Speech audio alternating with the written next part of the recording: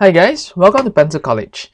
In this video, we'll be moving on to more examples in Chapter 4.1 on polynomials.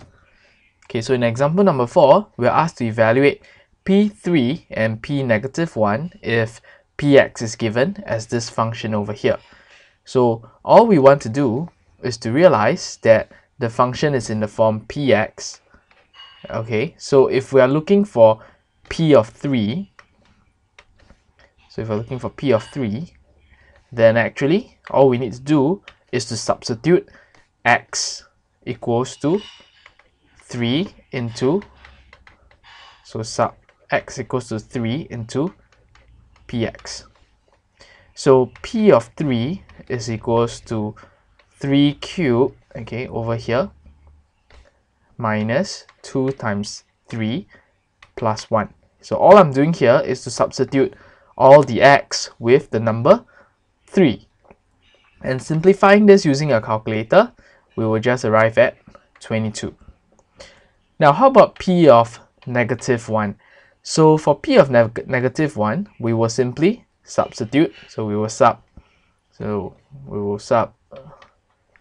x equals -1 into p x. Okay, and I probably just want to highlight that when you substitute a negative number, what we want to do is to keep it in brackets. So this is -1 cubed minus 2 times -1 plus 1. And using our calculator to help us, we will just arrive at 2.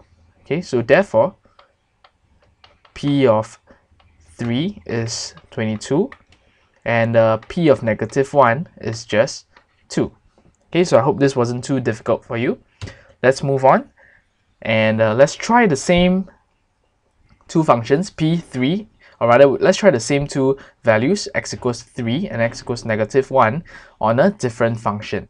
So suppose now we want p of 3, we will just perform the same substitution. So we will substitute x equals to 3 into this expression over here. So I'm going to substitute all the x's with 3. So plus 3 squared. And using my calculator to help me, this will just give me -5. Next, how about p of -1? So similarly, now we will substitute -1 into x, or x equals to -1. And remember, for negative numbers, you want to keep them in brackets. Using our calculator to help us, we will just arrive at 11. So therefore, p of 3 in this case is -5, and p of -1 is just 11. Okay, hope that wasn't too difficult for you. And we've come to the end of this video. For more videos, please log on to pencilcollege.com. I'll see ya.